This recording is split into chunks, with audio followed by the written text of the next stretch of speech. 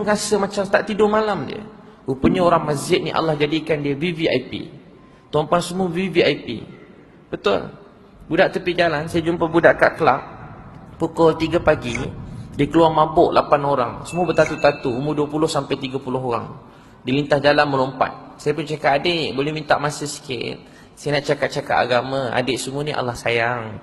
Dia kata kat saya, ustaz, bukan ustaz ni, bang lama ke nak cerita? Taklah, 5 minit je. Oh lama juga, bolehlah jangan panjang-panjang ya. Saya pun cerita, adik semua ni Allah sayang. Adik semua ni ahli syurga. Adik ada kunci syurga.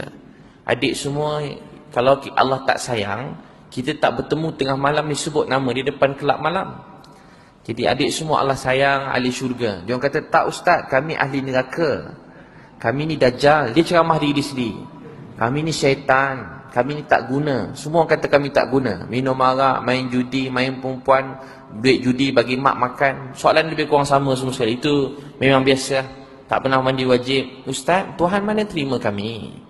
Dan Allah tak sayang kami, dia cakap. Saya cakap kat dia, tak dek, Allah sayang. Saya cakap dia, Allah sayang. Sebenarnya kalau ikut hati, kalau biasa nak jawab apa? Eloklah kalau sedar kan. Tapi lepas tu lain kali kita jumpa dia tak ada dah. Dia lari, dia tak datang-datang lah. Berjayalah itu, kita mengamuk sekali. Lepas tu dia hilang. Sampai kiamat tak jumpa dah. Mungkin dia mati dalam keadaan begitu. Jadi saya kata, Allah sayang, adik ahli syurga tak. Allah sayang kau ni. Kau ada Islam, saya Cina. Kenal Allah ni dah lambat. Adik lahir-lahir dah kenal Allah. Dia kata kat saya, ustaz, Allah tak maafkan kami. Mana pula. Tahu tak adik, kalau kau solat, hidup kau orang berubah. Nanti balik nanti, jangan tidur, mandi, semain subuh. Lepas semain subuh, telefon saya. Beritahu apa rasa dah semain subuh. Bahagia semain subuh kat masjid ni, hidup tuan-puan berubah. Saya ada jumpa ramai orang, hidup dia musnah. Bila saya beritahu sebab dia tak semayang. Saya kata, semayang tak? Semayang ustaz. Semayang ke tak? Tak. Biasa kalau kita tanya orang semayang kan? Dia juga semayang. Semayang ke tak? Tak, memang tak. Dah lama tinggal. Suami isteri bergaduh ke semayang? Semayang. Ada juga semayang. Semayang ke tak? Tak. Kali kedua dia tak berani tipu dah. Orang kena tanya 2 kali je dia dah mengaku dah. Tiba-tiba saya beritahu dia, jaga solat. Ustaz tak boleh solat. Kami minum arak, badan bertatu, ni begini-begini, kotor, 40 hari Tuhan tak terima. Orang besar-besar. Saya kata kat dia, tak, cuba ikut saya. Ya Allah, saya minta ampun. Ya Allah, saya bertaubat. Dia orang semua ikut ramai-ramai. Ikut. Tapi bila sampai saya bertaubat, ada yang tak nak ikut. Ustaz, tak boleh main-main taubat ni ustaz. Kena betul-betul. Tengok dia ceramah saya lagi. Taubat ni kena betul-betul. Dah betul-betul nak berubah, baru bertaubat. Tak dek, masuk taubat ni, setiap kali buat salah, cepat-cepat taubat. Takut kita mati, tak sempat nak taubat. Jadi, dia cakap, lepas tu dia orang, ada 2 orang tu peluk saya nangis. Saya pun tak tahu lah dia menangis sebab mabuk ke, dia menangis sebab ada masalah lain ke. Dia peluk saya, dia nangis. Peluk sungguh-sungguh. Balik tu tak lama baru ni dia hantar mesej kat saya. Dia tunjuk gambar dia suami isteri sembahyang. Malam tu isteri dia pun ada. Pakai seksi, gambar bertelekum. Ustaz Alhamdulillah, terima kasih. Kami dah sembahyang, kami dah sembahyang. Saya tengah ceramah macam ni, ada seorang budak muda duduk depan.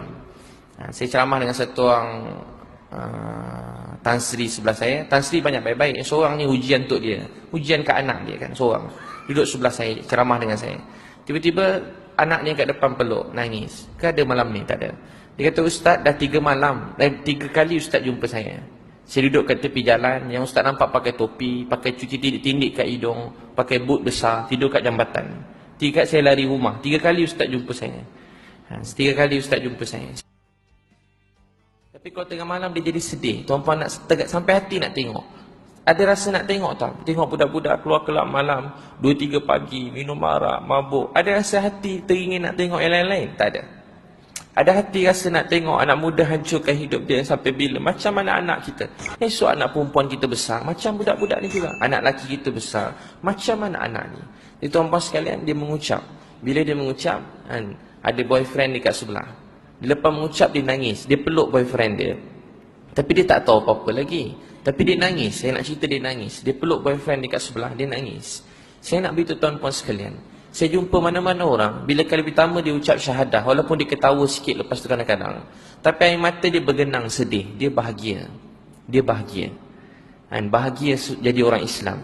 Sepatutnya orang yang paling bahagia dalam dunia ni sepatutnya siapa? Orang yang sepatutnya paling bahagia dalam dunia ni sepatutnya siapa? Kita semua orang Islam. Sekarang orang Islam banyak tak bahagia. Tahu tak sebab apa tak bahagia? Kita dah kurang besarkan Allah dalam hidup kita. Dalam kita berkeluarga dengan isteri, kita tak puji Allah. Bahagia mana tuan-puan? Bercinta macam orang gila. Tapi kalau tuan-puan tak besarkan Allah, kalau panjang umur, kalau sempat nanti, Allah akan tunjuk bahagia itu fata morgana, sekejap je, tipu. Bahagia yang sebenar, bila dalam keluarga, kita banyak besarkan Tuhan kita, banyak besarkan Allah. Beritahu kat isteri, yang temukan saya dengan awak ni ialah Allah. Yang temukan kita dulu ialah Allah. Kita kena hargai dia bukan sebab dia cantik, dia lawa, bukan sebab suami kita handsome, dia banyak duit. Tapi kita hargai dia sebab Allah yang temukan kita dengan dia. Supaya kita pimpin, pegang tangan dia masuk syurga. Ini ramai orang lupa. Mana-mana tempat ramai orang lupa. Kawan-kawan saya pun lupa. Saya ingat kawan saya seorang, sahabat saya, dia tukar nikah orang. Dia tukar nikah. Sahabat saya duduk sebelah, dia saya teman dia. Ustaz. Tiba tengah nikah, dia tanya kat budak ni, apa tujuan kahwin? Budak ni kata, tujuan kahwin untuk dapat redha Allah. Tiba ustaz tu terus betulkan, tujuan kahwin ni untuk menyatukan suami isteri dengan jalan yang halal. Salah yang pertama tadi. Saya terus tepuk belakangnya. Saya kata, macam mana boleh ustaz cakap macam tu? Tujuan hidup kita semua sekali satu je asal dia, supaya kita dapat redha Allah Subhanahu Wa Taala. Itu tujuan kita dijadikan. Tujuan setiap orang dijadikan. Apa tujuan anak kita dianugerahkan kepada kita? Supaya kita bimbing, pimpin dia dapat masuk syurga. Kenapa Allah temukan kita dengan isteri kita? Supaya kita pimpin dia, bimbing dia masuk syurga. Kenapa Allah lantik tuan-tuan dia tiba duduk dekat mana-mana kementerian, atau jadi ketua-ketua pejabat tuan-puan, atau jadi cikgu, jadi pensyarah? Kenapa? Supaya kat mana kita duduk, kita bawa setiap orang kenal Allah tu Tuhan dia.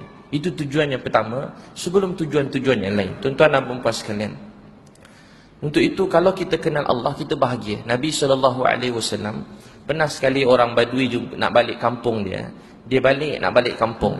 Nabi tak biarkan dia. Kalau kita malas nak kejar orang, tuan bayanglah, ni Nabi Muhammad, manusia paling mulia, paling tinggi akhlak, paling indah wajah. Bukan saya cakap, bukan mana-mana orang sahkan. Allah yang jadikan manusia ni beritahu, ini sebaik-baik manusia dalam dunia ni, Nabi SAW. Daripada Adam sampai kiamat, tak ada orang lebih baik daripada Nabi. Daripada Adam sampai kiamat, tak ada orang lebih mulia daripada Nabi. Daripada Adam sampai kiamat, tak ada orang yang lebih indah wajah daripada Rasulullah SAW. Tapi laki yang paling mulia, kalau nak sombong, sepatutnya dia paling sombong. Tapi dalam hati Nabi, sikit pun tak ada sombong, dan tak pernah memandang rendah mana-mana manusia. Pernah Nabi nampak orang Badui nak balik, Nabi kejar dia. Nabi kata, nak tak aku beritahu kamu? Orang tu kata, ya Rasulullah, lebih kurang maksud saya berniaga tak jadi, kahwin tak jadi, semua benda tak jadi. Nak tak aku beritahu kamu satu kalimah, yang kalau kalimah ni kamu ucapkan, kamu bahagia, selamat dunia akhirat. Lelaki tadi mula mengucap. Bila dia mengucap syahadah, dia terus senyum, bahagia, hidup dia berubah. Tengah malam orang tidur, Nabi SAW tak tidur. Nabi pergi tengok Bilal tengah malam. Tuan-tuan tahu siapa malam yang dikorbankan? Bukan malam saya bukan siapa-siapa. Saya cuma anak Cina yang Allah kutip daripada longkang Allah beri hidayah. Nabi SAW manusia paling mulia. Sepatut beliau diberi cukup rehat, dilayan dengan baik, diberi makan yang baik. Patut orang hikmat beliau. Dia orang yang siang malam bangun ke umat. Tapi tengah malam Nabi SAW korbankan tidur.